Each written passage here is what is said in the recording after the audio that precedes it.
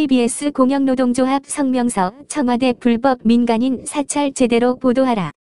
전 청와대 민정수석실 소속 김태우 씨의 민간인 사찰 관련 폭로에 대한 파장이 갈수록 커지고 있다. 김 씨의 주 러시아 대사 오윤근 씨 뇌물수수 의혹 폭로가 민간인 사찰 의혹으로까지 확산되고 있다. 청와대가 김 씨의 폭로에 대해 한 마리 미꾸라지의 우물 흐리기라고 폄하했고 김 씨의 보고서를 불순물 묻은 정보보고라고 비아냥거리며 일축했지만 사건은 더욱 확대되고 있는 것이다.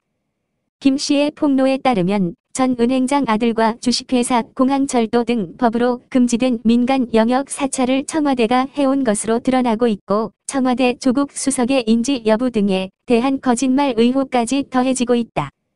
김태우 씨로부터 제보받은 언론사에서는 김 씨가 감옥에 갈 각오로 작심한 듯 폭로하고 있다고 밝히고 있다.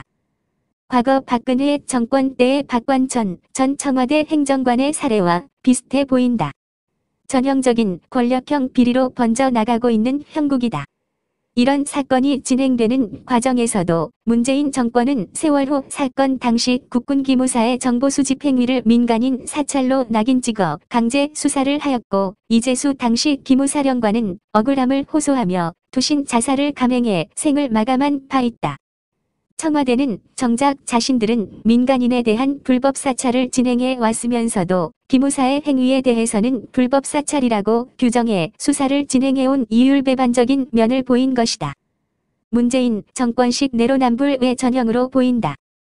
그런데 이런 중대한 국기문란 행위에 대해 공영방송 KBS는 청와대의 입장을 대변하는 식의 뉴스를 방송하고 있다.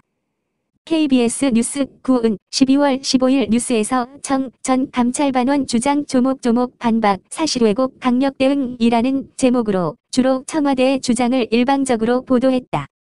또 12월 17일 뉴스에서는 김 수사관 민간인 사찰 의혹 청 허위 주장 법적 대응 곽 오윤근 1천만 원 의혹 수사 안 했다 라는 제목의 뉴스만을 내보냈다. 이런 뉴스도 뉴스 순서 상 뒷부분에 배치했고 그마저도 주로 청와대 입장을 대변하고 있으며 김 수사관이 제기한 민간인 사찰 의혹 등 청와대 비리 등에 대해서는 입을 다물고 있다. 권력을 견제하고 비판해야 마땅할 공영방송 KBS가 오히려 권력을 홍보하고 있다는 비판을 받고 있지 않는가. 권력과 언론이 결탁하면 반드시 부패하게 되고 그 결론은 파국으로 끝난다는 것이 역사의 교훈이다. KBS는 김태우 씨가 제기한 수많은 의혹을 즉각 심층 취재해 보도하라. KBS는 더 이상 역사의 죄를 짓지 마라. 당장 문재인 정권 홍보를 멈추고 언론 본연의 모습으로 돌아오라. 2018년 12월 18일 KBS 공영노동조합